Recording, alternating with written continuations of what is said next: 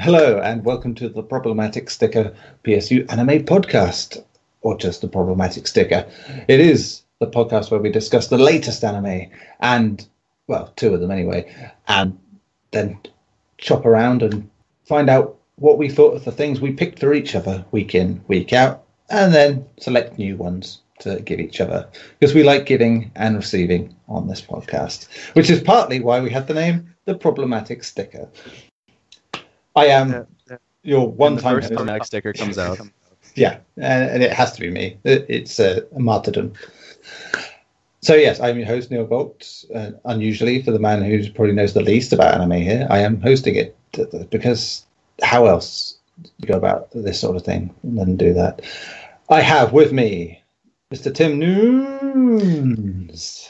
Not two of them on the same weekend. Okay. Well, I think I'd be hosting, so I didn't have a second one. So I would like to say that this is the most Clive Anderson position you're in, so this is just like perfect. Oh, you know what? You said that, and I said to my wife the other day, "Okay, yeah, Tim thinks I sound like Clive Anderson." She goes, "Well, yeah, you do, really." All these years, you've been living the lie. I was like, "Oh my god!" And I realised that it's my podcast voice and my story voice. Like she says, yeah, when you're telling the kids a story, that's the voice you put on. Like, oh my god! So you effectively put them to sleep. No offense, Clive Anderson. No offense taken. I'm sorry. I mean, you're all no offense, Clive, and like he's listening to us. This guy. You know he is. You know he is. JK. Of course he is. He's like, oh my god, the new episode of the Problematic Sticker is out. It's like, I don't remember recording this. I don't even know why I'm subscribed to this. But damn, I sound good. Man, I forgot all the animes I watched over the week. Okay. Which was one I watched the other week that had the tentacle monster that liked to have sex with the man. Ah, that was a good one. What? Which one? What? Exactly. Was this Chris's recommendation? Probably. I mean, It sorry, sounds that like was a me Chris doing. recommendation to me. So, that was me doing Clive Anderson doing this. So yeah, we got a bit meta there for a second. There's a lot of doing. Yeah, there's a lot of doing and spring, and we're only minutes into this podcast. Surprisingly, I'm the one. Yeah, still no butter.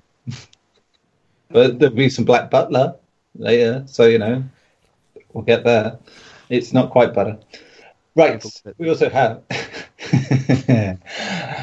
of course have, you can't have a podcast without him. It's Mr. Ben Shillabeer-Hall. I'm contracted by my soul to be on every podcast I meet people on.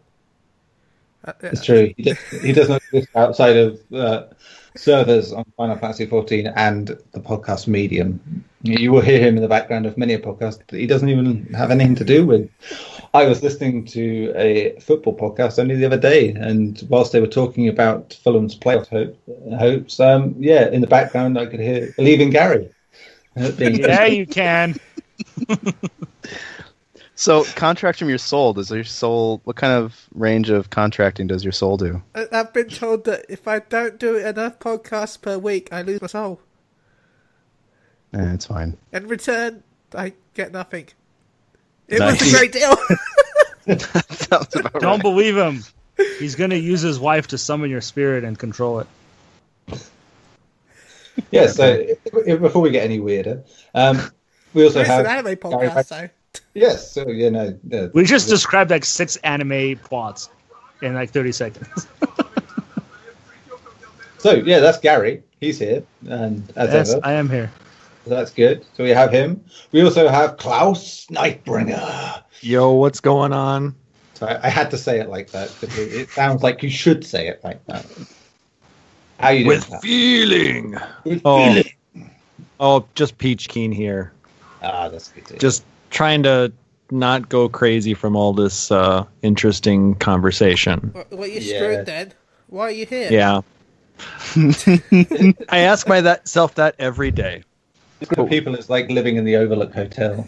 To be honest, it's just eventually you will just become part of it and not even realise that you've One slowly of turned us, insane. one So of we're like a us. classic underrated movie, is what you're saying. Sure. Nice. And we can't forget him. He is the king of the ketchup pastry. It is Alfonso Boxill.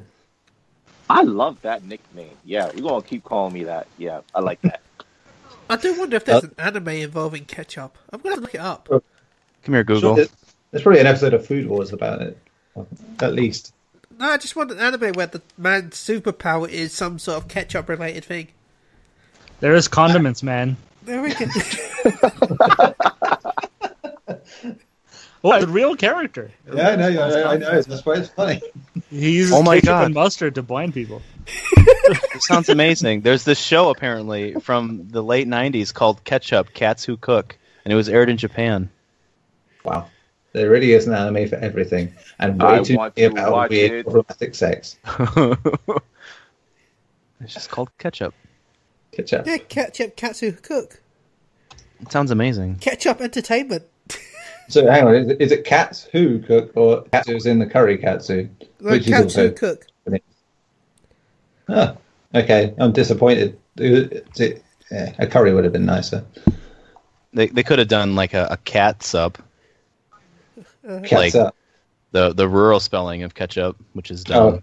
But they could, but they didn't. They didn't. I'm really glad they didn't.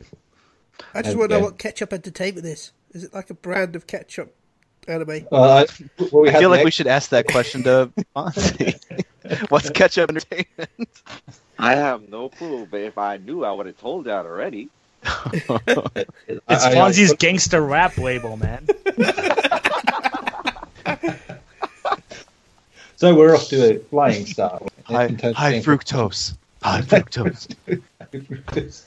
No added sugar. Corn syrup. Yeah, you went too far. Too far. And the tomato. Slice the onions. Right. This is starting to get to the level of the crisp debate at this point. So let's talk about actual animes. In this case, we do our weekly recap on the latest episodes of two particular animes. The first being, of course, My Hero Academia, which I have not watched, so have no input in. But I know men who do. They are Ben Shillabeer-Hall and Klaus Knightbringer. And I'm sure some other people have watched it as well. But mainly you guys. That's about all we do, right, Ben? Yeah, that's pretty much it. We just sit back and we watch anime all day. I'm doing it right now. I wish. See? I actually didn't get to watch them until today. But yeah. You're fresh. You're fresh. That's the main thing. And I'm forgetting it already. Oh, okay. Garri, have you watched it this week? Because I have, yes. I also watched it this morning and I've forgotten it. I know there was a bit. What the hell was wrong with you two? Oh no, there was a bit with the speedy guy that shouted a bit because he was angry that they weren't doing the things that they want him to do. But then he forgave them and did it anyway. So anime, basically. Lindo? No, I don't remember his name. Ida, that's it. Lindo's the name of my white mage. Are you saying this is a filler episode, basically? Kind of. I don't think it was a filler episode. Ooh, debate, please. It didn't have a lot of action, but I mean, it did proceed move the plot along. But there was a lot. It was a lot more just discussion as to what they're going to be doing, basically. It felt a bit filler to me because it felt like they just weren't. I don't know. It felt like they didn't need to spend the whole episode talking about what they did. It could have been done in like 15 minutes, I think, and have something at the end that's different. It just felt dragged on. I don't know. The end part was pretty funny though, when they ended up going into that store and getting all those disguises. That actually was really funny. Deku's suit and his personality was just amazing. That was hilarious. I think they were trying to basically look like something from another show. They were I think they were trying to look like different heroes. Was that what it was? Yeah, because I thought the girl was trying to be the mountain lady. And then there was that speaker guy, wasn't he? I don't know. I think they just try to dress up to not be suspicious. Not be seen. So Deku essentially dressed up like some crazy Yakuza guy, which is pretty goddamn hilarious. With a little goatee. With a little goatee, and he's like talking. He's like, "You're not doing it right. You got to stick your chin out more." See, that's why I thought they were trying to basically imitate somebody or something. Show. Because he reminded me of the the guy that they at the tournament, the other one who did the speakers. Yeah, a really hyperactive tournament announcer. Oh no, the radio guy? Yeah. No, I don't think so. He sounded way different. Yeah, way different. Yeah, but he looked a lot like him, and he was acted a bit like him, in my opinion. Maybe, I don't know. It might have just been a thing that went over all of our heads. Yeah. In anime? What? No, Right? I thought we learned a lot of interesting things in this episode. I mean, we found out kind of what villain's plan is, and that's to make the heroes look like villains now, which they have succeeded in doing. A lot of people are now seeing the heroes as the bad guys because they couldn't protect their students. And I think that's a pretty important plot point in the story because, well, for obvious reasons. The other thing, it felt kind of redundant to spend the whole episode discussing whether they're going to go and try to save Deku. But Me Kanchan. yeah, sorry. Bakugo, sorry. Yeah, Concha.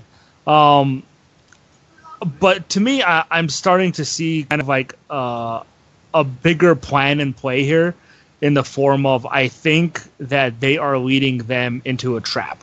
So we know now that the heroes, the actual big heroes, are all teaming up now to go and attack the base, the villain base, which is the bar that they're in, and rescue Bakugo. I think it's a trap. I think there is something else going on to kind of distract them from what their real plan is, and to just get rid of the heroes or put them all into one location, which is essentially what's about to happen here. And it's going to be the students who are going to have to rescue the big heroes now. We also found out that Deku can't use his power as much as we thought anymore because he can permanently damage his arm now. 2 or 3 more times and he's done. From what I understood. Well, correct me if 2 I'm or 3 wrong. more times at that level. I think he Yeah, can but use on his that power. level, He just yeah. can't go He has 1 to million learn. Can't push it. Yeah. He has to learn to control it better. Yeah. Is basically what is going to boil down to. Yeah, maybe. I mean, that's been a theme throughout the series so far. Is he's basically been trying to grow into the power, get his body used to being able to handle it, and he really hasn't had all that much time to really get used to that portion of it. Yeah. I mean, the thing that bothered me in this episode the most, though, is a lot of, in my opinion, the better characters in the show, they're kind of excluding them from going in and helping Bakugo. Like, yeah, we have Deku, we have, I never remember the name, the half and half guy. Todoroki. Shoto. Yeah. Half and half, the speed guy who is reluctant to go, Yep. Ida. and the creator girl, who we saw totally got her ass kicked during the assault in the forest. Yep. Momo. Yeah, so the choice in those characters, I would think characters like Todoroki, is that the shadow guy? No, Todoroki is half and half. You're thinking of Tokoyami. Yeah, you would think Tokoyami would be one of the first ones to say, yeah, let's go after them, after what happened to him. But he's not there. Even Gravity Girl is like, no way, we should stay back. Let the heroes handle it. Well, they kind of, understood what Ida was trying to say when he was, telling him, their permission to fight was rescinded after they left the camp, and they all got their asses handed to them. So they should let the pros handle it. So they basically all agreed with Ida at that point. It was basically Kirishima and Todoroki and the rest of them that had this plan to go and try and save Bakugo. And we all know that Midoriya is not going to turn down or turn his back on his friend. He feels really bad that he let them take him. Yeah. I don't know. To me, it just felt like they're all friends now, but yet the ones that were his closest friends, well, not Bakugo's, but Midoriya's, are the ones who are not willing to help him get his friend back. Is the way I'm seeing it, which is kind of sad. Well, no, I can see it as they know that he's proud. Bachan. That if all of them go, he would feel more. I don't know. He'd feel worse for everyone trying to save him than a couple people. It's just. I think they're trying to save his pride as well. Maybe I don't know. They did mention that as well. I mean, Bakugo's really going to be pissed off that Deku is going to be coming to try and save him again. But like I said, they're longtime, childhood friends, and it's not like Deku to let anybody down. He'll do anything he can to save those that are near and dear to him. But I don't know. I guess it's really. The biggest issue is that there's a huge moral question in all of this, because they're talking about, these guys are just students. They're not pro heroes. They're not authorized by the government to do any of this. They're basically vigilantes at this point. Yeah, they're doing this with no backing by anybody, no permission from anybody. They're just doing it on their own. Realistically, if you think about it, and they mention this in the show, they're almost acting like the villains, because they're just doing it because they feel they need to. And then that's where the problem is lying with a lot of the characters. So, I mean, it's a moral issue with a lot of them. Mm. Well, yeah, go ahead.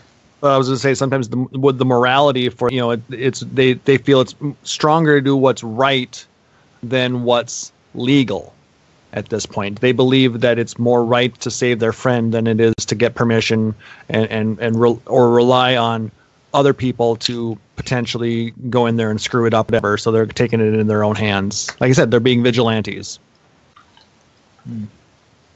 I think the other thing that kind of bothered me with this episode is they didn't talk or make any attempt to, I guess, discuss the traitor. This time, we pretty much got a confirmation that there is a traitor in the last, I believe, 2 episodes ago, or last episode ago. I doubt we'll see anything until this arc ends, probably. I would think they'd have to address it before that. I mean, if they're planning to attack this base, then clearly the traitor would also know that they're going to attack this base. So he's probably going to have to inform the villain. I just wish they did a little bit to kind of at least mention it, rather than just ignore this plot point that you brought up. We'll probably see it in the next episode or two. Yeah. Once the pro heroes go to this location and they end up finding. Yeah. Well, the preview for next episode already kind of showed a trap. Yeah. That what's actually in this building besides the bar. I don't know if I want to get into that right now, but we can maybe discuss it next week when the episode airs. But out of curiosity, who do you guys think is the traitor? I don't know, really, to be honest. They haven't really gone in depth with much of the stuff. But I really wouldn't know who the traitor would be on that point either. So they really haven't been foreshadowing or kind of hinting at anybody at this point. Creepy looking. I want to get a Catman just because. Oh my god. Catman. The guy who spent fighting the entire episode. That's another thing. At what point did they rescue the lizard guy? Did I miss something? Because I thought he was completely done and incapacitated. I think they all grabbed the ones that were knocked out. I think were all grabbed by somebody else. Well, Muscles wasn't grabbed. He was arrested. Yeah. Well, but what is the guy's name? I don't think Lizard ever got caught, did he? Spinner, the lizard guy. He was right there with the rest of them when Kurogiri,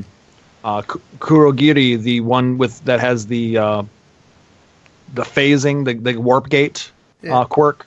Yeah. He was in that area when he showed up and got everybody out of there. So I think he basically had a warp portal made for him. All we know is that in this episode, Skullomania got a scene again, so that was good. Who? Skullomania. Yeah, the How guy was that freed. Come on, none of you have played Street Fighter EX. It's rival schools, isn't it? Yeah, it was rival schools and he was in Street Fighter EX afterwards. Yeah. I mean, so I get your reference, no one else does, but I haven't seen anything to know what you're on about. There's a man in the anime that looks called Twice that looks exactly like Skullomania. Deadpool? Come on, man. Skullomania! You could have just said Deadpool. We would know who you're talking about. He's like, he wears biker gear that looks like it's got skull on the outside and skeleton. That's basically it. He's cool. Skullomania is cool. I believe nobody got it. No. So, is that all the words on the My Hero Academia? Yeah, I would say so. I think apart from determining if anyone knows something outside me and Ben, I suppose. That is it. Hey, I played Rival Schools. I love Rival Schools. And yet you don't know who Skullomania is. Well, I didn't know who. I was thinking of a dude who has a skull on his face or something. Not a character. I thought it was like a new character, an old character we haven't seen in a long time. See. Okay, so we move on to Boruto. So speak them words about that new Boruto. So you did catch this one then, Ben? I've just watched it now. You just watched it now.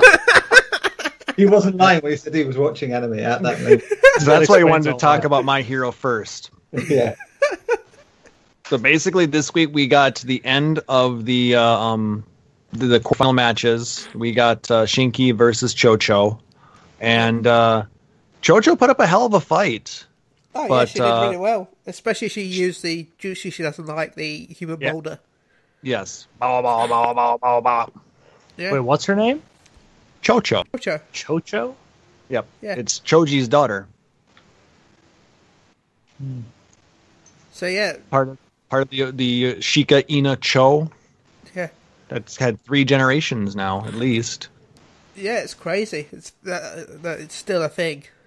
It's nice. Though this version of Shika Ina Cho doesn't have the mind control or the mind transfer jutsu. Though I think Inojin knows it. Yeah, he knows it. But he's not very good at it. No, he prefers his painted. Yeah, I mean he's a little bit better at the Beast Scrolls. Super Beast Scroll, but he does know mind transfer, just not very well. Yeah. To be fair, anyway. if I had the power to do the Beast Scrolls, I would have that. And I would just sit at home drawing random things like to entertain me. It'd be amazing. So basically, you'd be drawing boobs. I said things to entertain me, like rabbits. I was thinking, not Tim. No, you were thinking boobs. Draw Tim as well. And yeah, anyway, just have a room full of Tims. It'll be fine. that sounds problematic as well. I could draw actual problematic stickers to put on people. I could draw me pulling LR in Dokkan Battle. Wow. Please continue with the show. Yeah, I think we should move on. Yeah, with Boruto. Let's talk Boruto. Yes. Boruto. So while she gave it her all, Shinki's infused iron sand and his powers just proved to be too much, and she ended up running out of chakra basically, and she passed out. Shinki won, but Shinki actually had to put some effort into it. We noticed when she rolled him with the human boulder jutsu, he actually had to. We saw him have to actually put in extra chakra into the sand to hold it back. Otherwise, he was starting to move backwards and almost was overtaken.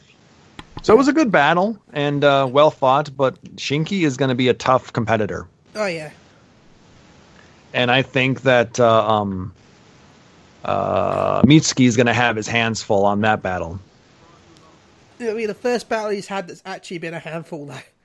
Yeah, but I mean, that's going to be. I'm really looking forward to that one. I'm assuming we're getting it the next episode. Yeah, it looked like it from the preview. Yeah. But Then the next battle we got was Boruto versus Shikadai? Shikadai. Yep, I was like, that didn't seem right, but it is. So Naruto's kid versus Shikamaru's kid, and he was cheated. He should have won. Yes, he should have won. But Boruto almost took off the thingy, but the ninja tool. He ended up putting it back on for some stupid reason, because he overheard Shikamaru and Tamari talking with Shikadai about the fight, and he basically had to change up his tactics or have an ace up his sleeve, because the Nara kid, he's smart. Oh, yeah. He's just like his dad. He thinks ahead and is always constantly, planning for all the different possibilities out there. So their training was to basically figure out a strategy where they would take out 4 shadow clones plus Boruto, and it was executed perfectly. Nobody but Shikamaru saw that coming. Yeah, he made like a weird, massive circle. It was insane. Yep, he was able to expand his shadow paralysis jutsu to encompass a very large circular area, getting all of the clones plus Boruto. Yeah. And almost had him, but then apparently the ninja tool can also create a shadow clone, and Boruto used that. Cheat no jutsu. Cheater no jutsu. Yeah. And basically surprise everybody with a 5th shadow clone. Yeah.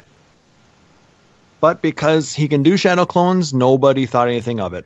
Yeah. Nobody thought, my God, that guy that's only ever made 4 shadow clones has suddenly made a 5th. Well, I mean, Naruto can make, 1,000? Yeah, but also he used no 10 signs. True. I know it. I'm like I said, you know my feeling on this whole tool, yeah. But I still think something is up. Right. That scene after the battle, where he talked with the scientist, the inventor of this tool, he's seeming really, really freaking creepy right now. And he came up to me. He's like, "Here's a supplement, you druggie. Take my ninja scrolls and abuse them. They're good for you." But the next 2 battles are going to be good. Sarada's going to have her hands full with the basically the other guy from the hidden sand is the preview made it sound like he is immune to genjutsu. Yeah. So she won't be able to rely on a Sharingan. But she's also got an enhanced strength from her mom, so I think it should be a good fight. And then, of course, Mitsuki versus Shinki. That is going to be an epic battle. Oh, that'd be the best part of this entire series, I think. Yeah. I mean, it could be a Team 7 final. I doubt they're going to do that. Oh, no, it's probably going to be Shinki versus Boruto. Remember, there's going to be 3 in the final, though. Oh, yeah. So it could be Shinki, Boruto, and Sarada. Or like I said, it could also be Boruto versus that mask guy and Shinki. Yeah. Or like I said, it could be a Team 7 final. We'll have to see what comes of that. I mean, that could be interesting to have Team 7 fight amongst each other. That'd be good. Especially with Boruto cheating like a little bitch. Yeah, a little bitch. But we will have to see what comes of it. Like I said, I'm really enjoying like that little scene they had after Boruto and Shikadai's battle, where they had Team 10. Or no, they're not Team 10. What team are they? Team 5? Who's that? Whatever. Inocho. When they all sat down on the steps, and they were basically Chocho was giving her potato chip analogies. Yeah. And how they're really like sweatpants or something like that, where they've still got room to grow. That made me laugh. Yeah. Like, it was just so inappropriate, and Inojin's like, your analogies don't make any sense. It's like my raiding skills. Well, you just punch things. Yay. Even Anyway. when internet dies, you just punch things. I But- tried to punch my router back to life.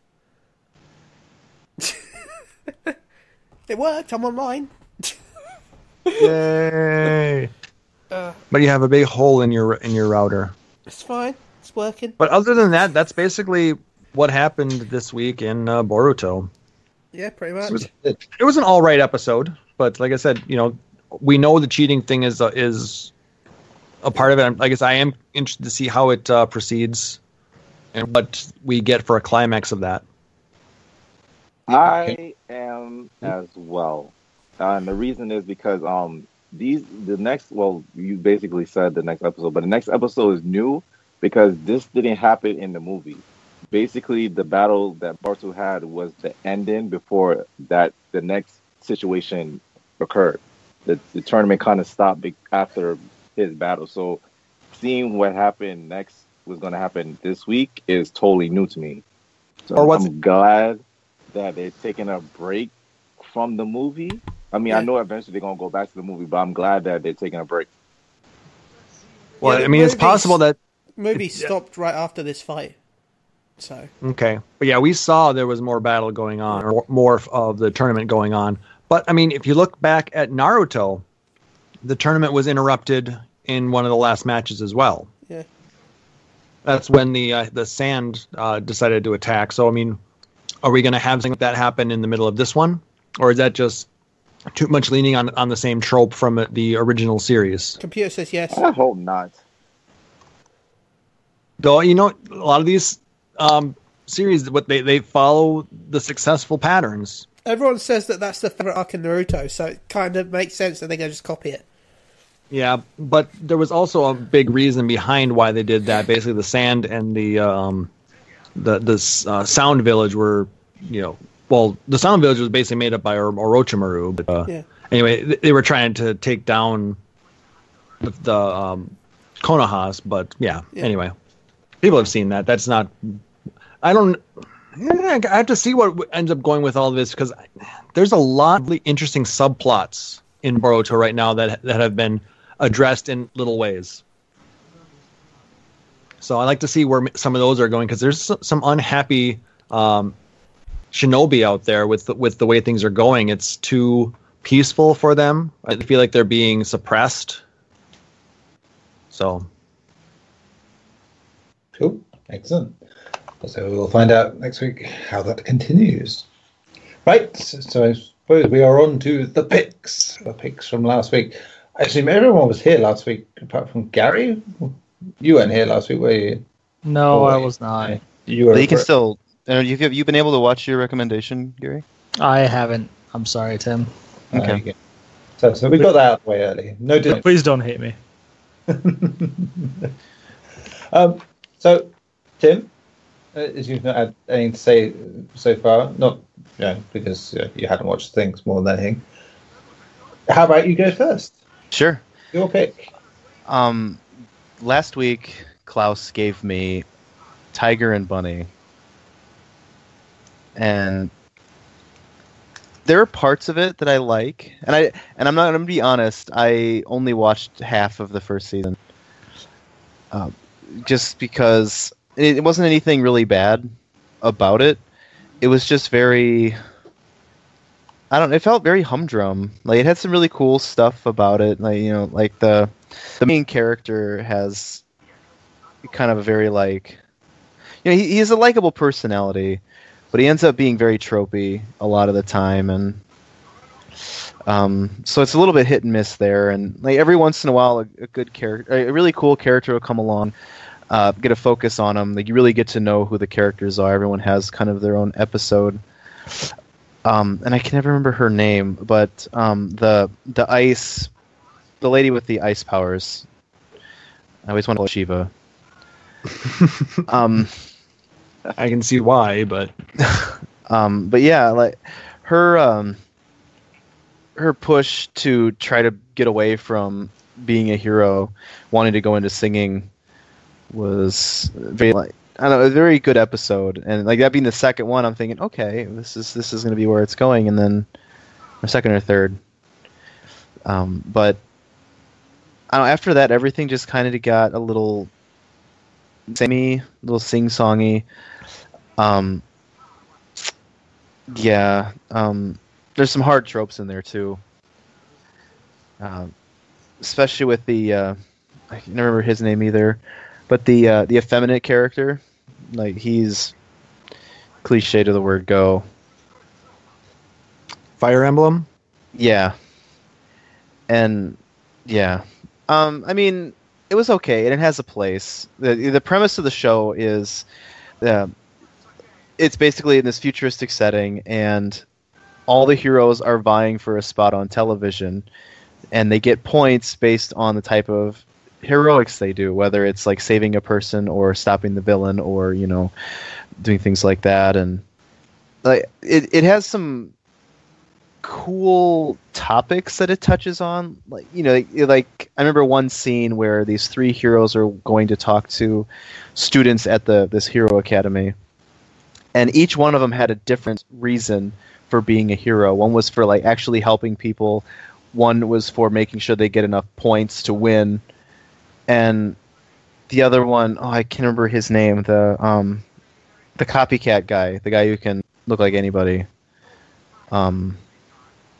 But yeah, like they had different ones, and there were little touches in the show like that they really could have, you know, done more with. Like actually explored some things, but I don't know, there was just a lot that they left on the template quite often. But animation was kind of a mixed bag for me too. The drawn stuff was stellar. I really, really loved it. I couldn't get enough of it. It was just great to watch. But then it goes into parts where like the heroes are all CG rendered, and it wasn't necessarily that they were bad, but it just juxtaposes in really peculiar ways to the hand-drawn works, and I don't know. There's always a risk with mixed mediums, and I just don't think they ironed out the differences enough to really make it polished. But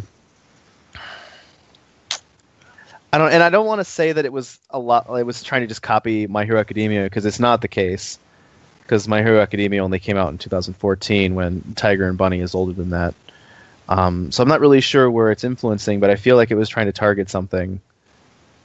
And yeah, like trying to just cater to a certain audience, and I don't think I'm that audience.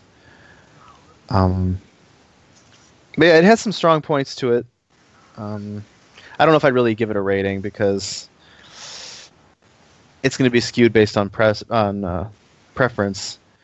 But all in all, it was okay. I might go back to it eventually, because there were some things I really liked, and I feel like if it's given enough time, it might turn into something else. And there are 2 seasons of it, so that there obviously is something to it. But yeah, I just wasn't feeling it right now. Cool. Excellent. Yeah.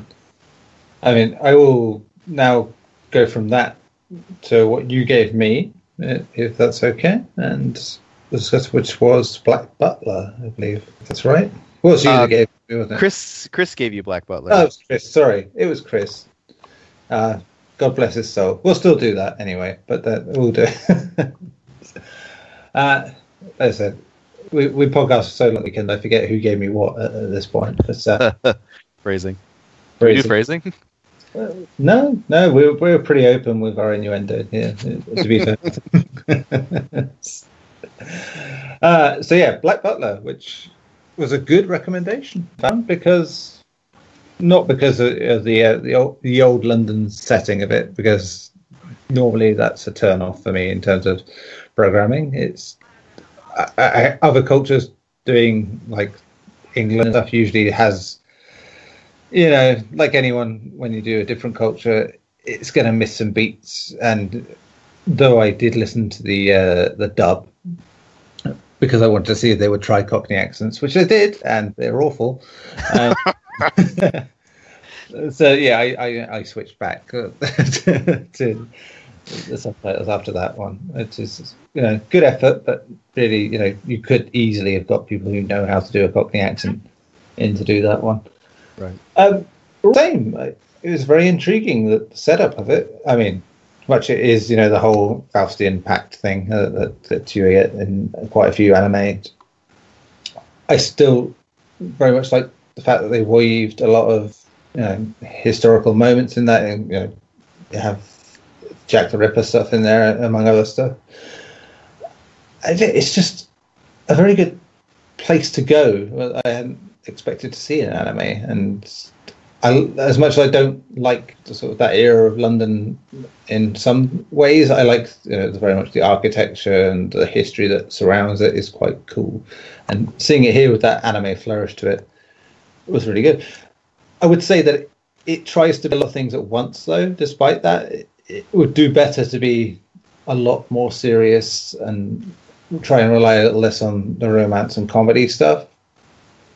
Because I think when it's supernatural and serious, it kind of fits the tone of the place a bit better for me.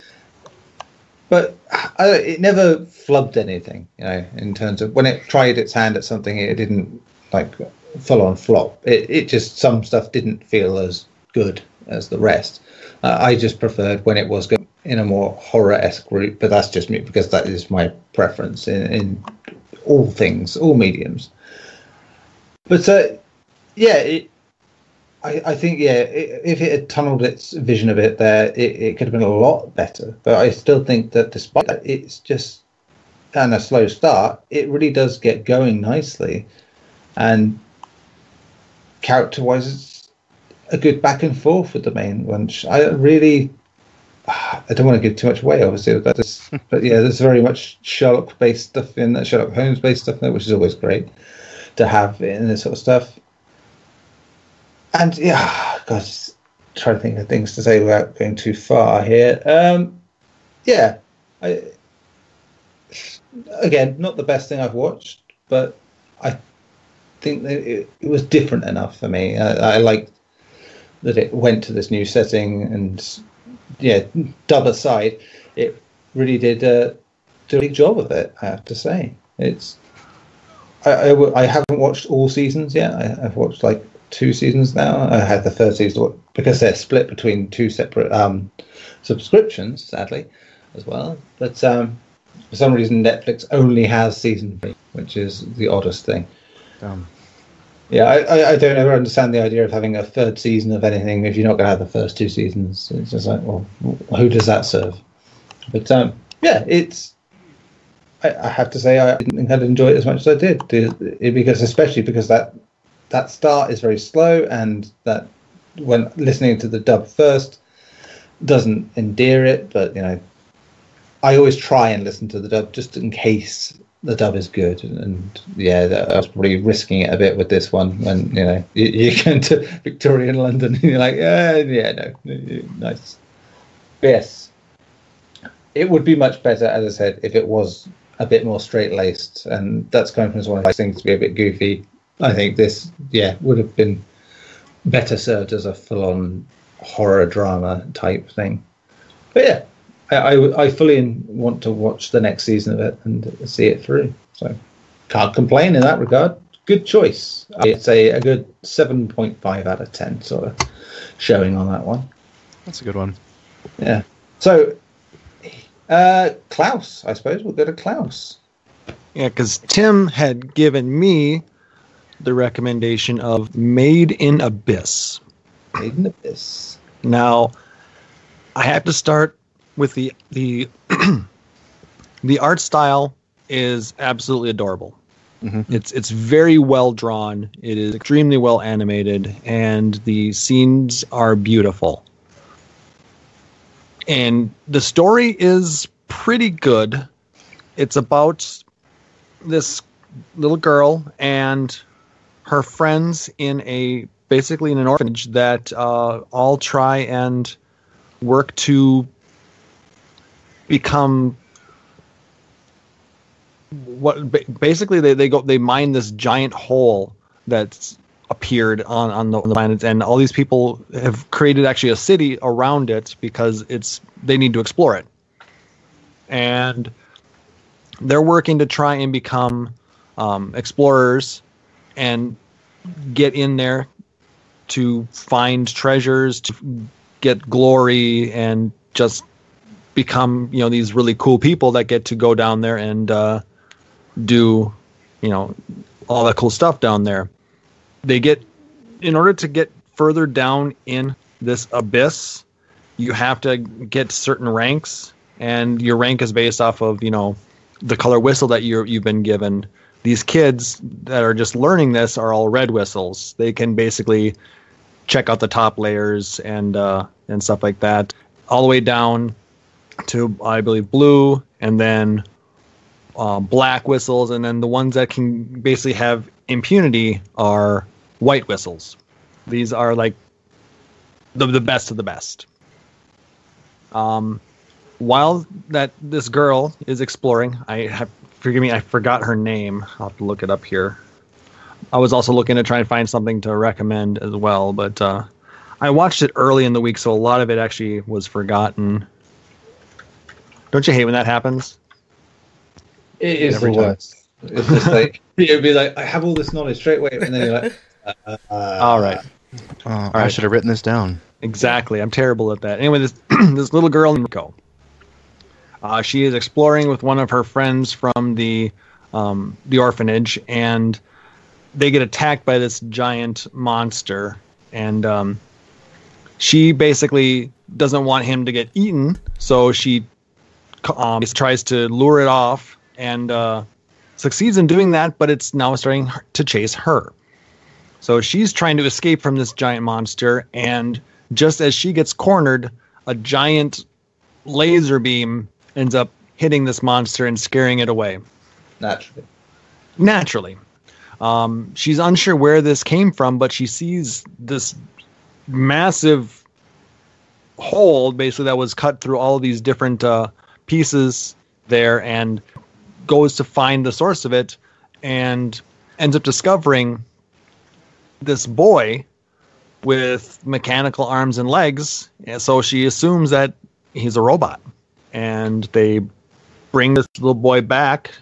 They sneak him into the orphanage with them and try and get him to wake up again by shocking him and taking out all the power in the orphanage, which is very hilarious. But they end up somehow keeping him a secret, but then get him to join them by having him join the words so better now, having him join them in the orphanage, basically pretending to be an orphan, and they fall for it. So he's now a student with them, and basically, I'm trying to remember exactly why or how. Oh yeah, a few days later, they get a letter from somebody down in the bottom of the abyss, a sealed letter with a whistle. And this whistle actually belongs to Rico's mom. So they give Rico the whistle, and they allow her to see this letter after they've gone through it. And she finds a letter and it says, "I'm waiting for you at the bottom of the netherworld."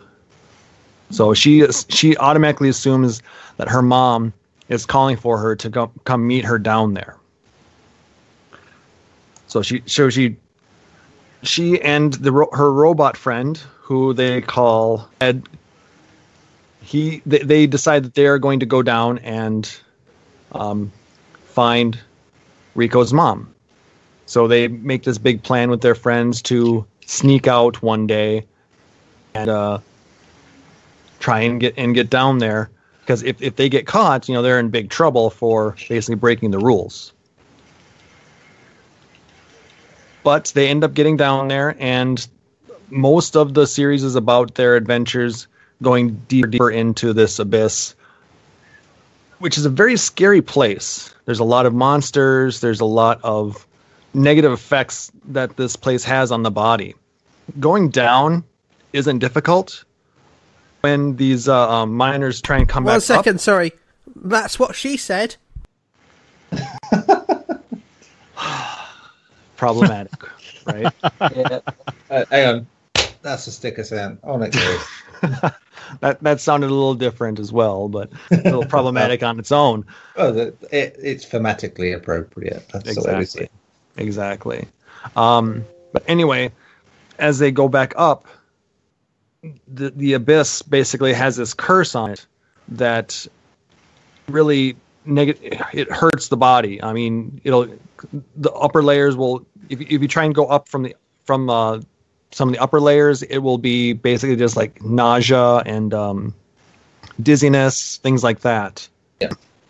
But the deeper they get, the more severe the impact is. Like you get down. Just get rest black.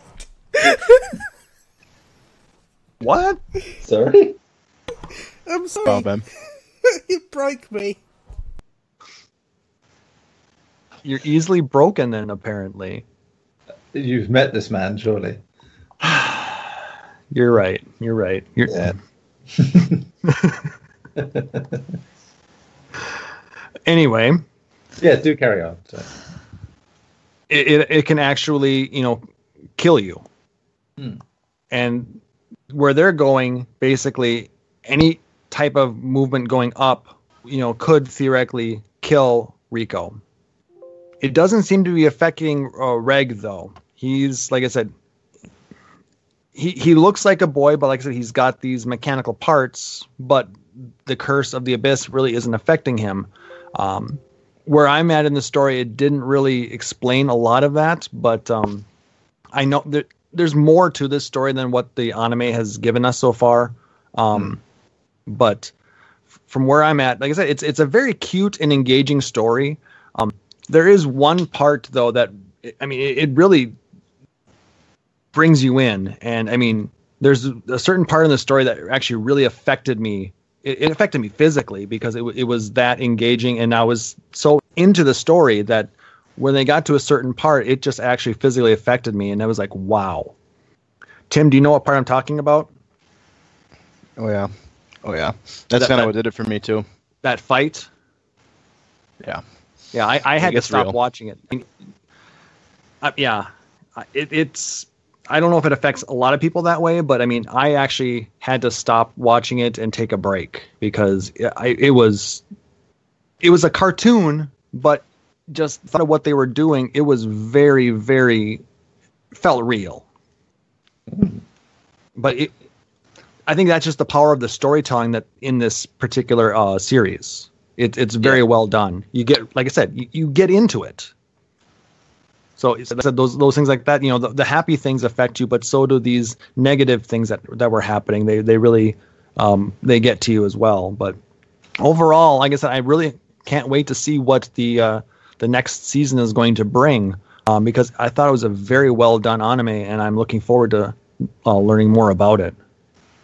Excellent. I'm glad to hear it. And I know last week I mentioned it, but there's one thing I wanted to elaborate on that anime, particularly that just the whole realm of it. The reason I recommend anime and didn't say anything about the manga is because the manga is borderline offensive, and I wouldn't even say borderline. Like when I first came across Made in Abyss, it was on a recommendation guy I listened to on YouTube, and the one thing he talked about for sure is definitely recommending the anime because the anime tones down a great deal of the derogatory bullshit that's in the manga. And I say bullshit because it is bullshit. But in the manga, it basically puts her in very sexualized positions, like naked imprisonment. Yeah, they kind of talk about that. They touch on that a little bit in the anime, but it sounds like they really toned it down from what you're explaining from the manga. Yeah, and it's because it's me. I first went to find the manga, and I got about 10 pages in, and it was right there. And I have looked back. I have not gone back to it. They didn't hold any punches. It was bad. Yeah. So, yeah, just stick with the manga. Excuse me, don't stick with the manga. If you're gonna hit the manga, just burn that one. Never been about burning books, but that one's bad. So Chris is going to read the manga then. Well, I wasn't going to say Chris, Gary. Whoa. Ben? Yeah. Oh, div. I don't know, like I said, I mean, I recommend that people check this out, but like I said, I'm wondering how other people might be affected by the scene that I'm thinking of here. I want to say it's like in episode 10. They get pretty far down in the abyss. I mean, they go up against this really tough monster, and it almost kills Rico. And what Reg tries to do to save her, it like I said, it really impacted me. Right. And Okay. stuff like that usually doesn't get to me, but this one, wow, is all I have to say. It's a really cool anime, and the fact that the thing that really caught me, just even looking at the picture of the abyss, like the abyss is just super tantalizing. It's incredibly vivid. The amount of time that they took in constructing just the outside in look of the abyss is insane. And like every time I look at it and I think about the stories, I make these conjectures about possibilities leading into this. You know, like, because it's basically, I'm assuming anyway, it has the air of a Dante's Inferno-esque narrative. Like, you're going to be going down there really exploring the nature of humanity and what actual sin is. It's like that, and I feel like it's going to touch on a lot of things, especially with this first season. You really see, like as you mentioned, you see some very, very potent things. So I feel like this anime is going to be a great exploration into complicated notions for people, especially like kids, especially because like you won't see those kind of things in most younger targeting mediums. So I feel like it's going to be really good in that right. You're going to see a little bit more things with a little bit more of a flighty air to it.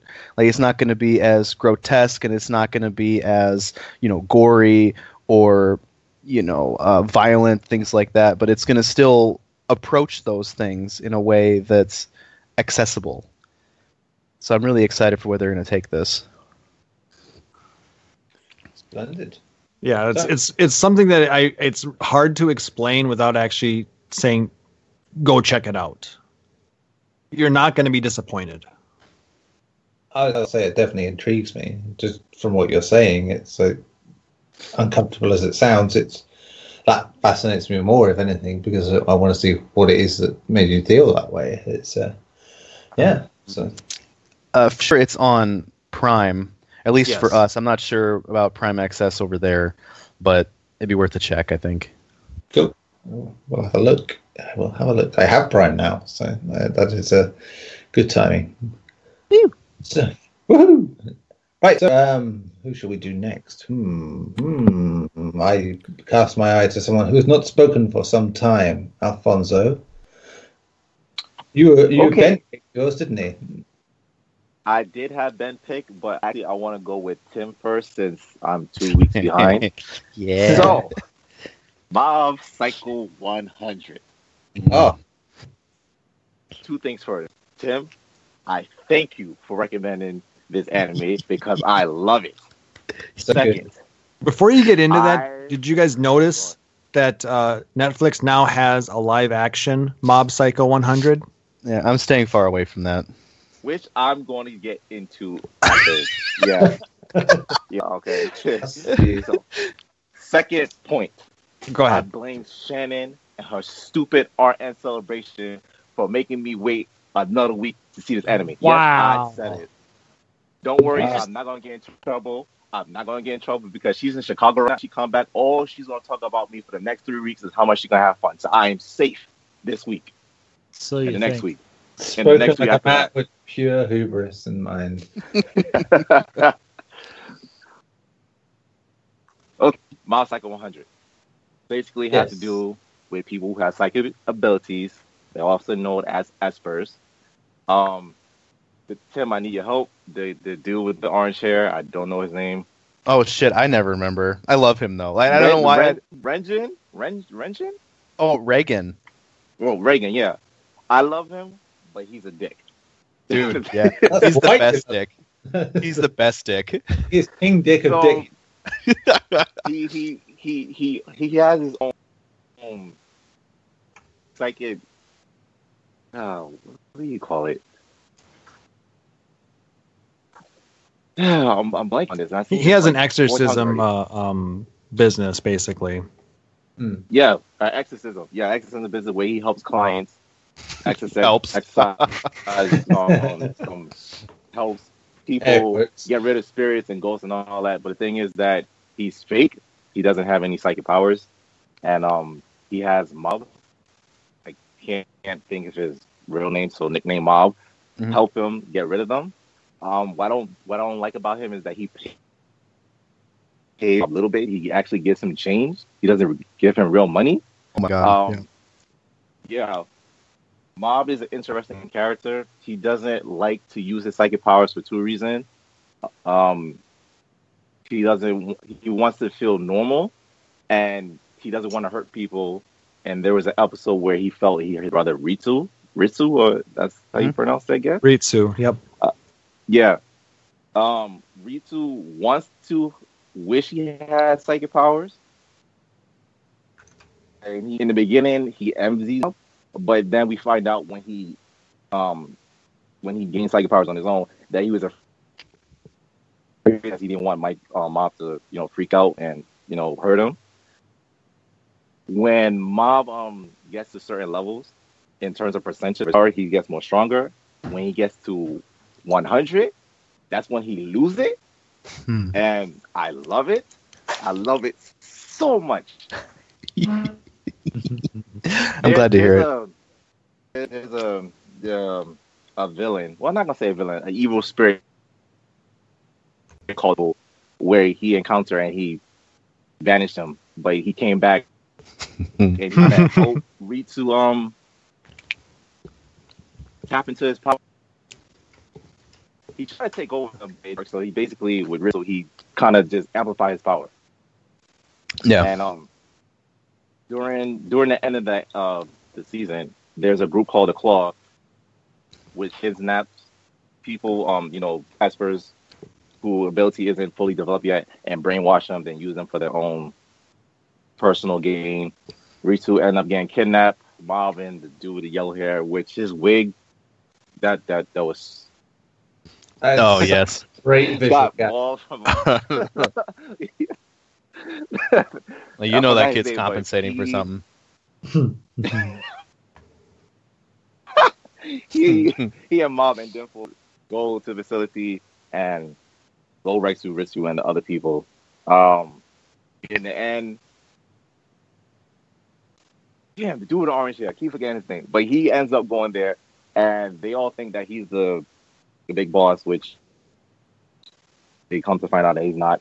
And Ma was about to lose it again, and then he stops him, and then he starts kicking, the villain's asses. And I was like, how is this possible? Come to find out that Ma's power got transferred into him.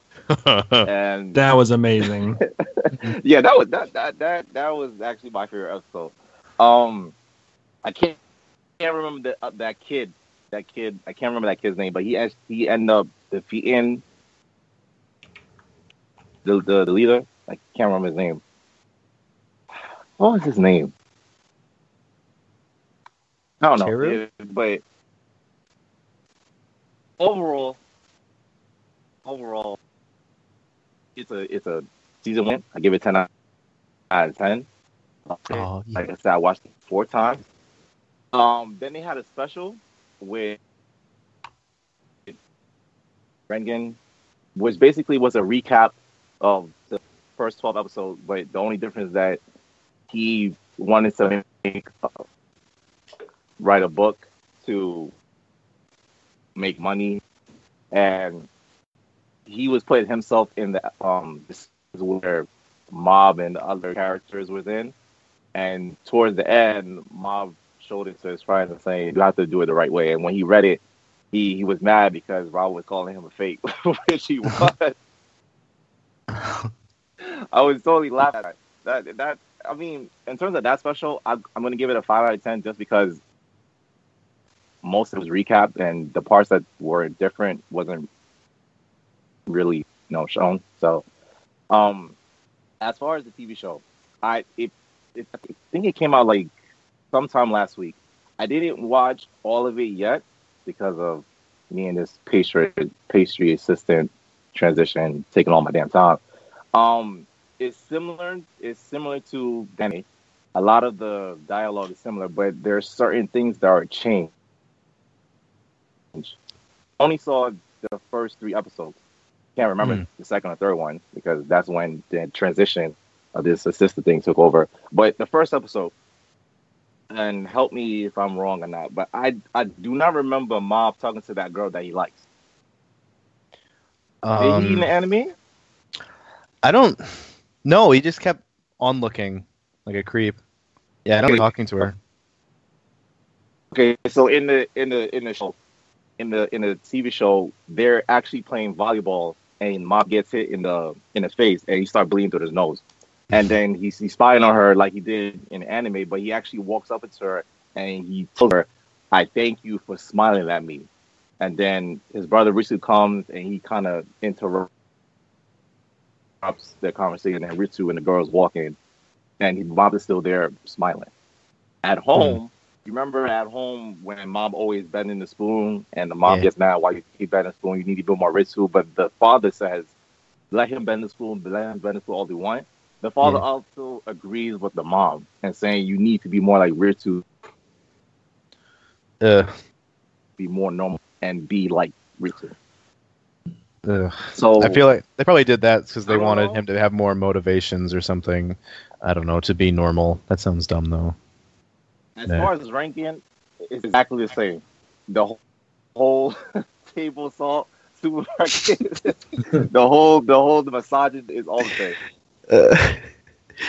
I'm gonna continue watching it because I want to see what else different things they changed. But it's weird seeing it as real humans. It looks totally weird. But I can't imagine it comes anywhere close because the imagery you can't replicate that.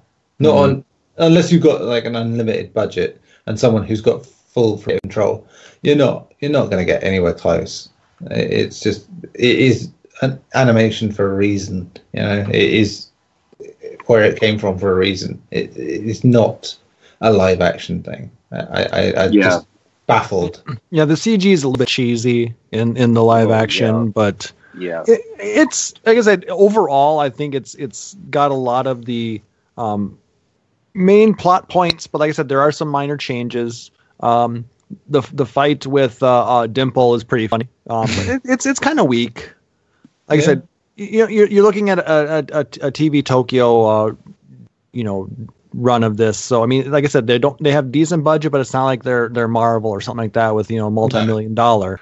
But like I said, I'm finding it cute. I just started watching it today. I think I got through the first 3 episodes, and like I said, Mob basically beat up Dimple and has gotten that far so far in it. But I'll watch it just it's interesting. There's a few series out there that they're trying to turn into real live action versus their anime counterpart. I don't know if that's a big thing now in Japan or not. Well, yeah, maybe it is, but it's just, I mean, the hit rate doesn't seem to be high, from what I've seen. Erased was pretty good. Well, you see, Erased makes sense to me because it's a bit easier on the eye as a whole thing. So I could understand why that works live action. You look at stuff like Attack on Titan, you look at stuff like this, and it's just like, why? Sometimes, it's just because the animation and what's in it is so strong that it's like the only way you're going to get this done right is with a good budget and the right director. And the budget is, generous enough, but not enough for what to really recreate that vision. It's not just anime that suffers that way, that suffers in all mediums that copy from any graphic novel, comic book, manga, anything like that. If with a huge amount of money, you lose something in the transition. Tobey Maguire Spider-Man. Hey, you leave Toads out. So much. So gross. God. Awful. You just hate the person, so you hate everything he's in. Incorrect. Come on, that dancing in Spider-Man 3 was amazing. No, you just hate the actor, just like you hate every actor in the world. The second's good because of Doc Ock. That's why I like the second one. From Romina. That is still like I said, it comes down to the actor. I don't. To be honest, Tom Holland is perfectly the best for me. But Yes, absolutely. Hashtag. he is as Spider-Man should be. But that's You a just whole. like him because he's young and attractive, Tim. And I'm not, British. but yeah, It helps. I concur. It helps, but I already know what Tim's thinking. he actually knows how to act, which helps too. Wow. Oh. Anyway, anime. Well, it's kind of related to anime, because yeah, Tom Holland just, was the British voice in. All I know is the next part of Alfonso's reviews is what I've been looking for this entire podcast. Oh, go on. Yeah, go ahead. Wait, hold.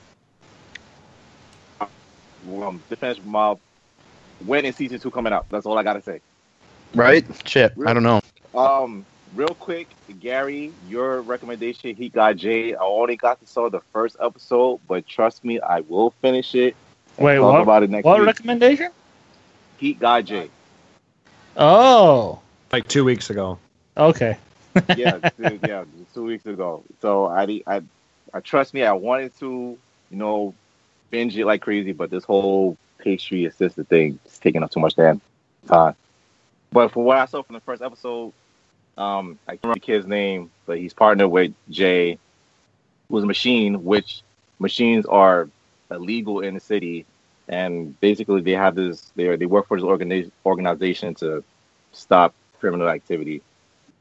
I love it. I see him for the first episode. I love it. So I'm definitely gonna finish that. Did David Cage watch this by any chance? If he did, he probably didn't get enough from it. No. Okay, so now Ben's recommendation from last week. Yes! Okay, you gotta help me pronounce this word, because why they put a Y? Banana? No, I don't know. Which sounds so similar to the narrative. I ain't gonna try to pronounce it, so I'm just gonna say banana. Okay, so basically it starts off with a bunch of fruit landing on Earth. Bunch of fruit landing on Earth. They don't explain why the fruit is in space, how it got in space, and then like the grapes and the orange and the apples all disappear, and all you have left is a banana. It splits open, and you have a cat, whose name is Banana. I'll find out that there's more on different types. There's a black one, an orange one. They all have the same name. Well, they have a name for the word banana, except for this one girl that has a different one. Can't remember. And the concept of the anime is just random, like going to the supermarket, they watching TV, they're playing sports. Banana's main dream is to become a sundae. He want to be covered with chocolate and sprinkles and peanuts and et cetera, et cetera. Why? Isn't that anyone's... I do not know. Is it an anime or an acid trip? Why can't it be both? I suggested it, Gary, so... Wow. Yeah, and I actually love it. 12 episodes, 3 minutes long. My favorite 2 episodes have to do with Banana and a mouse. The first one, a mouse is trying to steal a cracker or a cookie. And obviously, you already know the whole thing between cats and mice. So, Banana tries to stop him, but the mouse and the cracker, and then they become friends. And they have a good time running around, jumping and playing. And then another cat comes and starts chasing their mouse.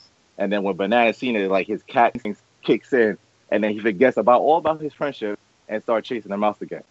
When I saw that, I was just like, wow, you really are not a loyal friend. The second episode, Banana is sleeping. The mouse is jumping on him, trying to win him. He has to start trouble. And then the same cat that was chasing him in the first episode, stops the mouse. And then Banana wakes up. Mind you, he's sleepwalking. He knocks out the other cat, out cold. He has the dizzy eyes. He looks at the mouse, and then he goes back to sleep. And then the mouse runs away. Those were my favorite episodes throughout the whole thing. 10 out of 10. Yes. It's just a funny. It's just funny. It's not meant to be serious. It's just meant to be like. It's just meant for you to shake your head and say why, and just laugh at it. Nice recommendation, Ben. Nice No recommendation. problem. I thought you needed it on beforehand. You needed something a little bit more less rapey. Wow. Hey. You just offended him. He got likes me the too, rapey collector's stuff. edition, so I'm proud of that. I definitely heard that that. sticker slap. Yeah, a good, firm, hard sticker. Oh my. Oh my! Right, like I said, it has to be in keeping with the smut itself. If I don't make it smutty, it won't work. Right, so that is that one done. So let's see, we've got two more people, haven't we? Garri and Ben. So Ben. I watched I can't remember who gave me this suggestion. I think it was Klaus. No, No. it was Alfonso. Was it Black? It was Black Clover, wasn't it? Yeah. Yeah. Oh my god, I loved it. I got to episode 18 because of all my internet issues this week. I couldn't watch a lot of it, but I loved it. I'm sorry for you, Ben. What you did? What? Why? Guys, do not be a hater. Do I not really be a like hater. Ashton not having magic but having a big ass sword instead, and he's so stupid that he doesn't realise that he block with it instead of just cutting. I like that bit. Yeah, when he's about to get hit by a giant fireball and he realises, oh yeah, I can just bat it away instead of trying to cut it. And yeah, it was a really good series. And although I liked, what's her name, Noelle, because of how flirty she was with all the other characters, of course my favourite character had to be the one that could create food. I want that power. I want the power to just sit and be able to cast spells that create food. That sounds like the best magic ever. I mean, you could save the world. Yeah, world hunger's gone. Just make some food. It's fine. That's true. Oh, please, Ben, you'd use your power for yourself. Well, yeah, but sometimes I'd give someone some bread, I guess. You can give him a 6-course meal, but you're going to give him bread instead. You don't want to overplay your powers. I know you can give bread out, but could you just do a ribeye steak for me or two? And it just escalates, and before you know it, you're getting people saying, "Can you find me a human being to eat?" And it's just gone.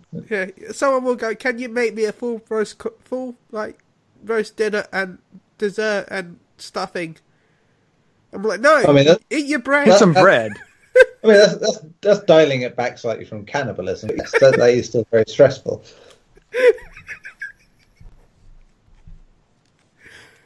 So yeah, I really enjoyed it. I got to Fantastic. episode 17, and I'm going to slowly watch it because it looks like it's still going on. Episode 33 has like the Crunchyroll. Yeah, it's still going on. Yeah, it's still going on. Yeah. So I'm going to start watching it slowly because I don't want to, just stay ahead of me. I don't want to do it all over again. Okay, so that's that done. So we move on finally to Garri. I can't answer your question. Oh, of course you can't. I forgot that. Oh yeah. So I'll tell you that Garri had nothing to say. There you go. Garri just brought in the stickers. I straight up disappointed the whole world. I'm sorry. Especially Tim. I'm sorry, To be honest, Garri, I nearly did because my plan was to watch it on the weekend. And then with my internet going down literally Friday morning until like this afternoon. I haven't had a very good 2 weeks, so. Well, we love you, so. No, thank you. We do. Even though, you're not 2 good weeks involved going to go and play a bunch of games that haven't come out yet. How dare you have such a bad week playing Dreams? Oh, it was fine. It was fine. It was fine. It was so It's when I came back that it wasn't fine. I know. Big hugs to the Garri. Big hugs to that Garri man. Right, so I guess we're doing fresh picks, We're going back out into that garden and we're pulling up the herbs that are problematic animes. And some that are probably not as well. I found an interesting one. Lord Right, help me. So I am without the running order on this one. Yes, Gary, sexist indeed. Exactly. Well, All right. So here's how it's going to go this week. Go for it. Gary will recommend to Tim, Mhm. and Tim will recommend to Neil, and Neil will recommend to Gary. Right. And then we have recommending to me. oh yeah. I will recommend to Alfonso, and Alfonso will recommend to Ben. There we go. So Right, everybody got that? Okay. Well, Well, wait, didn't yeah. Alfonso recommend me last weekend? Well, this was your recommendation to have him take Chris' spot. So Oh yeah, Yeah, I true. did. Oh well. Yeah. We'll deal with it. I enjoy Alfonso's picks, so consider your He grade. sends you pics? yeah. Damn it. I'm so jelly. How do I get on that email chain? It's called Sign My Guest Book on. just be more problematic. Just sign Yeah. your guest book. So, Just be sorry, anything but yourself. Oh, So- damn. So, Klaus, who kicks things off, in your opinion, there? Well, then I think we should have you recommend something for Gary to watch. Why, certainly. It's like I That had is something ready. Not wise at all. I didn't pick anything wrong. I think it's the greatest idea ever. This is why we're doing it. At worst, erotic. And luckily, it isn't this week, so you're perfectly fine. Unluckily. Unluckily, I should say, yeah. But, I know he was fearing. He had the fear. I am picking 91 days for you, Gary. It's- buddy. Let Sounds me look it familiar. up. Which is, I will give you the old about the show thing. During Prohibition, the law held no power and the mafia ruled the town. The story here Ooh, takes place. this, yes. Yes, the story takes place in Lawless, a town thriving on black market sales of illicitly brewed liquor. One day, Avillo receives a letter from a mysterious sender, prompting him to return to Lawless for revenge. He then infiltrates the Vanetti family, the ones responsible for his family's murder, and sets about befriending the Don's son, Nero, to set his vengeance in motion. Have you Killing- seen this? No, killing brings more killing. Wait, we're supposed to see the stuff we pick? Add stuff. And revenge spawns more revenge. How will this 91-day story of these men guided by a tragic fate end? So yeah, that's 91 days. Sounds like a John Woo show. It's a kind of mafia base. There you go. So I felt you'd appreciate it in that regard. Oh, thanks. Fantastic. So in turn, what's next, Klaus? Gary can recommend him. There you Oh, go. God damn it. Okay.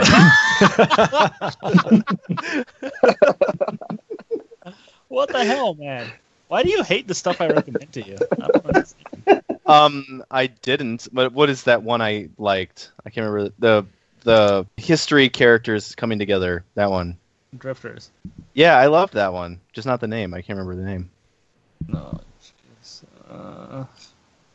Wasn't your fault. It wasn't my fault or your fault that Gungrave was boring. Uh, All right, what you got, Gary? I'm gonna recommend Blackjack the movie. One word. 2 words. Older anime. Ooh, okay. I think Ooh, it's a more mature anime for your taste. That's a rare one. Is a quote unregistered doctor with a clouded, mysterious past. I feel like Yeah. this is Gary's narrative. the movie, not the show, because the show is a prequel and it's way too anime-ish now. Okay, I'm looking and I searched it. I'm finding it on Crunchyroll and it's in 4 parts. I don't know if this is the movie. It's called. All of them are called Special with parts in them. But there are okay. And I only say that because there were also thingies about movies and stuff that I didn't click on. This is the only thing that looked like it. It's just called Blackjack. Yes, no. See, this is the anime show. Oh, okay. Blackjack he's- the movie. Yeah, just type in Blackjack the movie. And I'm it's, used to things being problematic, but not in this way. it's this one? Ha. I'm Yep. assuming it's this one. Okay. Yes. It You has can tell been... it's a little older, so. Oh, yeah. A little bit of grey hair. It's been a long time since I've seen it. I think the movie has 4 different stories, like an anthology, or if it's just one story that connects all 4 procedures that he has to do. Okay. Blackjack is a master surgeon who possesses impeccable skills, enabling him to perform operations that are impossible for even the finest surgeons, which I guess. He is a man alone and full of mystery, appearing in operating rooms to fulfill his tasks, just random ones, while charging millions for his secret operations. He now is faced with his most difficult task to date and must challenge the limits of medical science. Budget. Dun, dun. Dun, dun. And me and Tim are available for any anime descriptions that you wish to have. You like that? Like that? Yeah, I like that. You were the Tarantino to my... I don't know what the fuck I was, but yeah. That scene in the... oh my god. The John Travolta scene. I was thinking. The John Travolta scene in... I can't think of the movie. Pulp Fiction. Yeah. Where he's just looking around for people. Yeah. The meme. That's it. I was going to say Timothy Dalton in Hot Fuzz. That was. Oh, nice. Thank you. Oh, yes. This is a good comparison. I'm into it. Even though I don't like too much. All Right, Tim, so- you get recommend to Neil. I've been waiting for this. You have no I've been idea. waiting for this. Oh He's been waiting for it so long that he actually sent me a message asking if it was on our... I did. It is a fighting game. Yeah, it's a boxing. It's boxing anime. A boxing anime. A boxing anime, and this comes from high acclaim. The original formatting comes from 1989, and it is Hajime no Ippo. I'll write it in here for you. No, I got it. Don't you worry. I have got it very quickly. I'm so excited for you to see this. What is it? What's it about? Tell me now. I will tell you if you like. I have the description right here. Now. All right. Come on. I've got to warm my voice up. We've been doing this for 4 fucking hours. I demand now. You're spying. Mr. Anderson, if you will. Not enough wine in the world. Come on. Hajime no Ippo is a Japanese boxing manga written and illustrated by George Morikawa. It has appeared in Weekly Shonen magazine since 1989. After being frequently bullied as a child, Ippo's encounter with the sport of boxing inspired him to think about what true strength really is. Wait, is this old? Yes. Ippo has enjoyed yet rigorous instruction of Coach Kamogawa and defeated one powerful opponent after another. He's mastered his signature punch, the Dempsey roll, and even became the champion of all Japan, right? But even as champion, he still hasn't meaning of, air quotes, true strength. I'm so excited for this. You have no idea. I've been waiting. I love boxing stuff. I'm just expecting you to tear it apart as male. Because I've been so excited about it. I do love the boxing, so, it has to be. So he recommended trash to you, is what he's telling you. I don't mind trash, to be fair. I watched Hellcat to Frogtown the other night, so I am fully ready. But if it's good trash, So, I promise you, this is not trash. Then even better. Even better. Old anime, huh?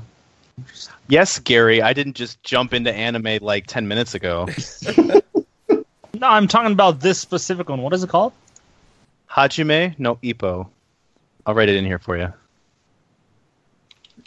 So is it my turn to suggest? If you want, I suppose, It's kind of the concept of the show. You ready, Klaus? You ready? What am I ever ready for your recommendations, Ben? Okay. Grab the stickers. It's on Crunchyroll, so I don't know where. I'm sure you'll find it somewhere. It's called "Is It Wrong to Try to Pick Up Girls?" God damn it! God damn it! I knew that was coming up at some point. God damn it! Wait, what is it? Is it wrong to try and pick up girls in a dungeon?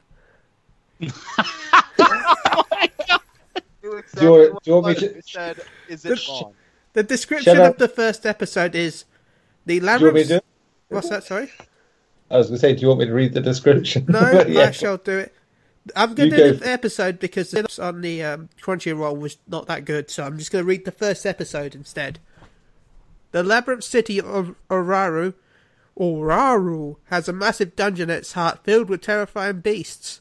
A new adventurer, Belle Cranel, challenges the peerless labyrinth, but not finding treasures, in hopes of picking up a girl.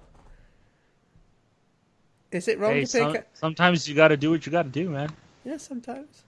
So yeah, that's my... I look at this description. I look at the poster for this, and you know what? My hands they're tinkling, and something's happening here. They're going like that. Are they doing that repeatedly? Oh, God. Well, we'll Oh, see. God. I'll watch it and find out. Well, episode 2 is called Monsterphilia, so the Monster Festival. That instantly turned from a problematic stickler to a problematic act. It's a problematic staccato. And you'd be able to look at episode 9's image. That's absurd. You'll find out. Okay, I can accept that one. Like it looks like something that I think should happen. So yeah, that's my challenge for you, is to watch this. I'll see what I can do. Jesus, what is it called again? Is it wrong to try and pick up girls in a dungeon? Is it? Am I a misogynist twat living in a JRPG? There's even AKA. 2 seasons. Well, it's what Chili tries to do whenever he plays Final Fantasy 14. Yeah, so it's Well- like an anime based on my life. It's biographical. There's a thing about this anime because I've heard from fairly reputable friends of mine, especially when it comes to anime. Really when it comes to anime only, but they've talked about this anime and how it's, despite all of its stupidity, it's really good. Yeah, I've heard it is really good. That's why I suggested it. Sure it is. I'd have So I'd gone be- more fan service if you wanted, but no, I thought I'd be nice. So I No, think for the I'm- sake of science, I might read the manga. No, like I said, Ben, you have some interesting tastes, and I'll give it a try. Okay. Air quotes. You know what? Well, that's the thing with this. Is the way I see it is, we're trying to do these to kind of expand each other's anime horizons, right? That's it. Thresholds, yeah, bars, thresholds, Boundaries, Limits. etc. standards. See where All we I can know break is each I other. think I've got like 5 problematic stickers this week. Do I get like a prize? Well, this anime looks great. Yeah, Oh my you avoid. I am looking forward to it. Like I said, I just have to give Ben a hard time with Well, yeah. Hey, don't judge Phrasing. book by its cover name. title. Ben likes his times hard. All right. Wait, so Neil, it's- you said I've won a prize for how many problematic stickers I've got. Yeah, you won don't go 6 to jail. stickers. Did I win You win this? 6 stickers. You don't go to jail. Oh, sweet! That's the best prize ever. At 10, he does. At 10, Yeah, and then he does. Well, at 10 it becomes a misdemeanor. yeah, at the very All if the readership, I should say, goes up, yeah, then you've got a problem because more people will know. So You get registered. yeah, registered hard. Probably down. Yeah, so next along the line is All right. It'd be me recommending to Fonzie. Are you ready? Yeah, let's go. This one, like I said, I'm going to give you Let's go. a really fun one. I really enjoyed one. It's called Axis Powers Hetalia. What it Is it on Crunchyroll? You do? It's available in a number of places, I believe. It's been on. Let's see where we can find it. What's it called? Hetalia.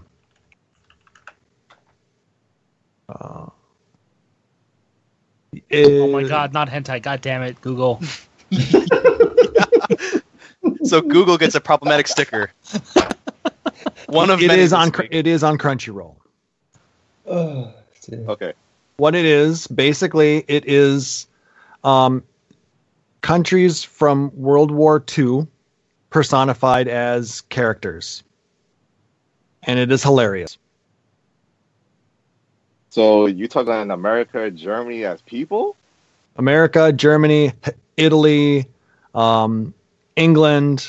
This sounds Yes. interesting. It is amazing. Like I said, if the rest of you guys have not seen, there's a lot of episodes. You don't have to watch them all, but they're short.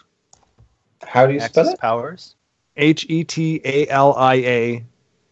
Hetalia. Ah, Italia. Okay, I was completely misspelling that. And apparently, a flesh-covered figurine. No, that's okay. I don't know where that came up in the search. Okay. Oh, Wow. okay. Yeah. Here's the link for Crunchyroll for it. I got it. That's it. That's the one. Like I said, it is an absolutely amazing series. It is cute. It is irreverent. It is wrong in certain ways, but it is well done. I think you'll enjoy it. Okay. Like I said, a lot of episodes, but watch however many you think you can. Okay. Knowing me, I probably watch everything this whole week. By the end of tonight, probably. He'll probably be on his third watch through. Do you want more? Is that what you're saying? Because I Give was me more. contemplating going between No, this. right now I do not want. No. I mean, I got more. I got lots. Nah, I think I'm good right now. Yeah. The whole pastry assistant thing is mind-boggling, so I'm trying to pace myself. Once I get a groove of it, then I can recommend as much as I want. Well, yeah, no, but for the basis of the show to work in a long-term form, we don't want to recommend everything too early. But yeah, we'll definitely. And thank you, Tim. I am a glass of butter. That So, wasn't meant to be a compliment.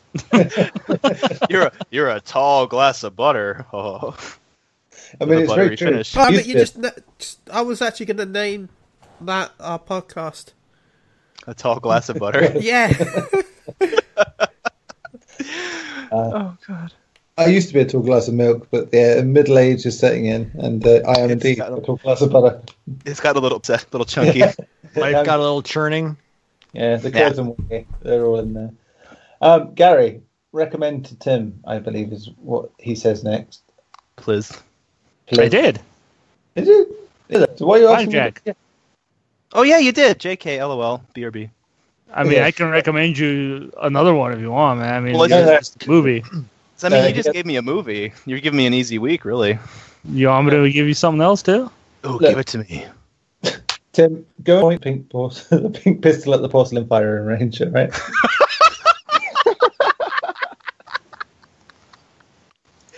Gotta make a donation to the urination station. Yes. When I'm nice. to say high school. So that is Alfonso, right? Correct. Yep. Correcto Mundo, who is recommending to. Benny boy. Dun, dun, dun. Go, Alfonso. So, Ben, I have to ask: have you seen the anime called Parasite? No, I have not. Yes. Great. So I'm gonna give you a choice. I'm Okay. gonna give you a choice between Parasite and this one I've been watching lately called Butler's Ex Battlers. What was that one? Butler's Ex Battlers. Let's have a look. Oh, that looks cool. And then let's have a look at Para. Parasite's good, to be fair. So. They both look cool. I don't know.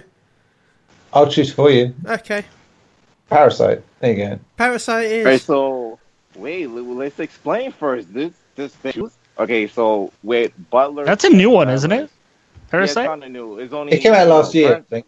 Okay. I know I Butler's watched it. Ex Battlers is only seven episodes, so you can finish that kind of quick. I I'm want on to do episode- both, maybe. I'm only on episode 4, so I can't fully tell you everything. But the concept of it is that you have these butlers who actually fight. They protect the ones that they're serving. And I can't remember the kid's name, but it's a brother and a sister. There's an event that happened, and the sister gets sucked up in a wormhole, and the brother gets sent into the future. Just like what And- happens to real butlers. And he's confused because the world changed so much. It's like, I think it's like 100 years past, and the mansion that he owns is now been destroyed, and now there's a school over it with all these other kids that go there, and they have their own butlers as well. So he has to team up with his butler to figure out what exactly happened. That's all I gotta say. That's all I'm going to say. Sweet. I look forward to both of them. Yeah, Parasite. We all know it's these parasites that they eat humans to survive. They have to use their body as hosts, just prolong their life. If not, they'll die. And they fight other parasites to get stronger. Yeah, blah blah blah blah blah. It's like if the Thing was based on Dragon Ball Z. That's the way I see it. That's awesome. So what you're saying is if the Thing was cooler. Yeah. Oh my god. I'm The going Thing to punch is you cool. in the face for saying such things. Yeah. Cooler. I didn't say it wasn't cool. Blasphemy, man. It's still blasphemy, yes. I'm sorry, but I would so much more enjoy the Thing. That's the one with the flamethrower, right?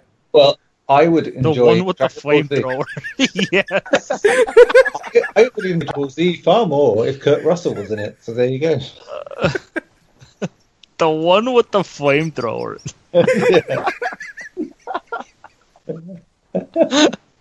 Oh man. It's They could classic. burn, I'll tell you what, it would be good because they could burn most of the recommendations we've had this week. Just imagine it if the Thing turned Super Saiyan as they're setting it on fire. It'd be amazing. Anyway, you watch that and you'll see. I'm sure. That much I'm sure of. Boy. So I think we got away with relatively few problematic stickers this week. Except for Ben. I got quite a few.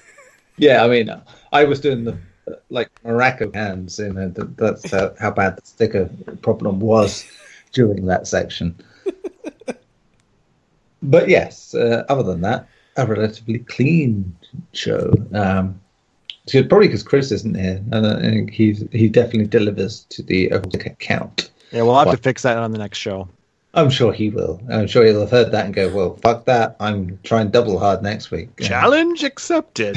Yes, It's like very one of those much. ticket machines where you go to like an arcade, it spits out stickers. Jackpot.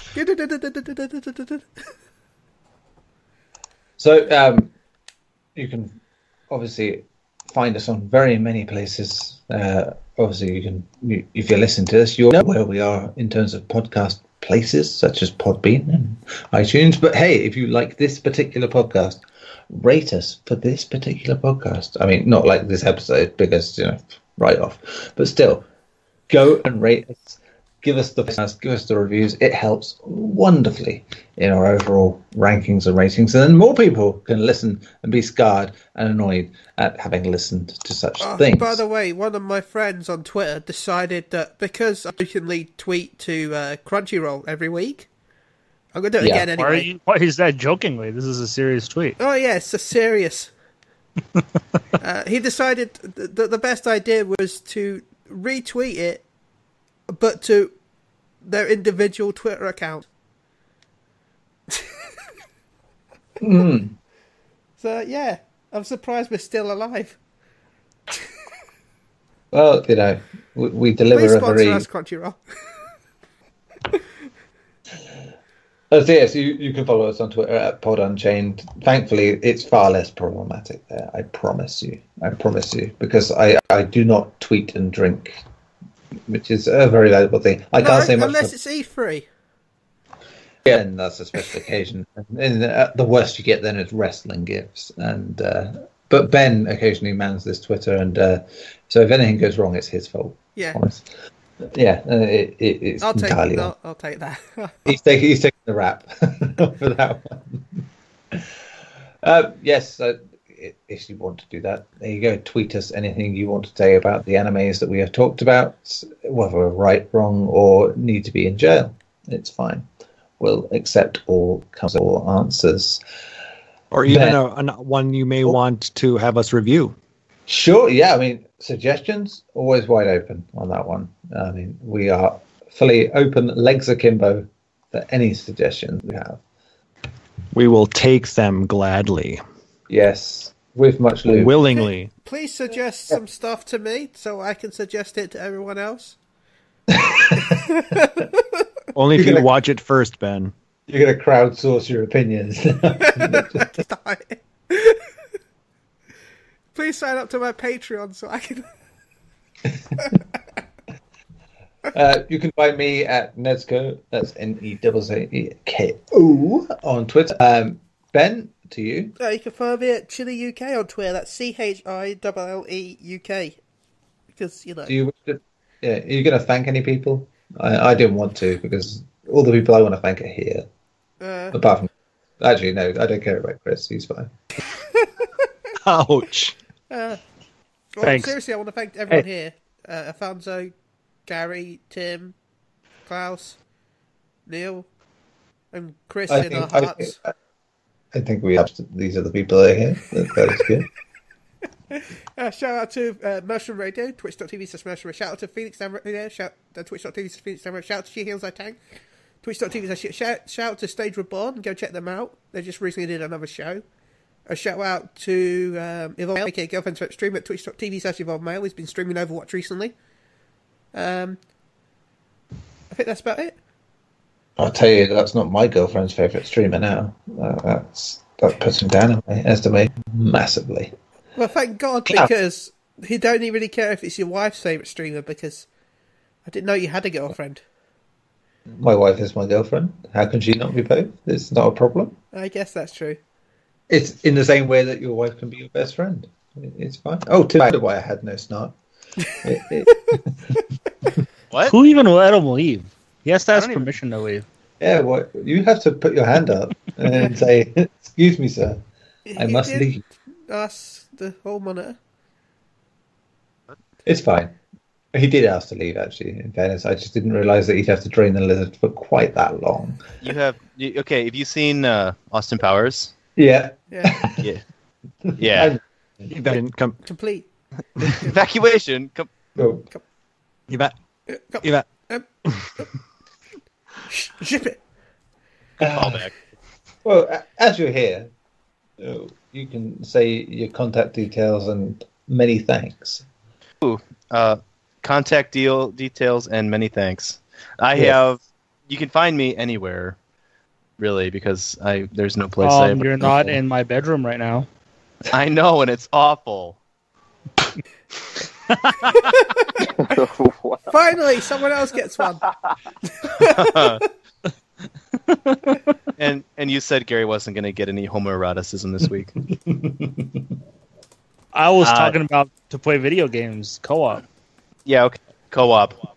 Video games. He wants you to tweak his analog Nice save, sticks. Gary. Come on, my hands are quivering here. Oh. You can find me basically in any outlet with Timberelli. PSN is Boss Snake.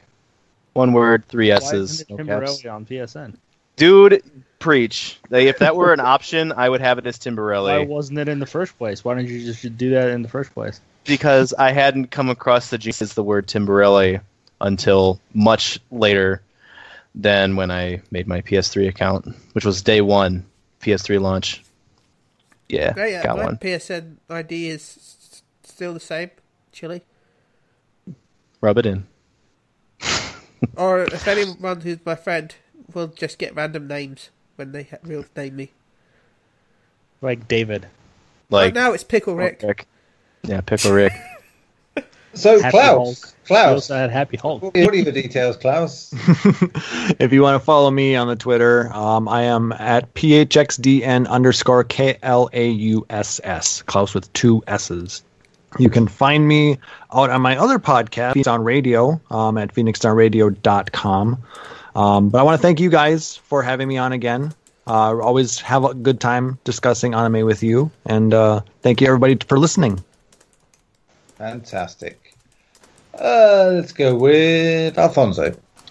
You'll find me on Twitter at Ali Shan. Shout out to you guys, the listener, and the followers. And side note, my brother wanted to deliver a message to Tim, Gary, and Klaus.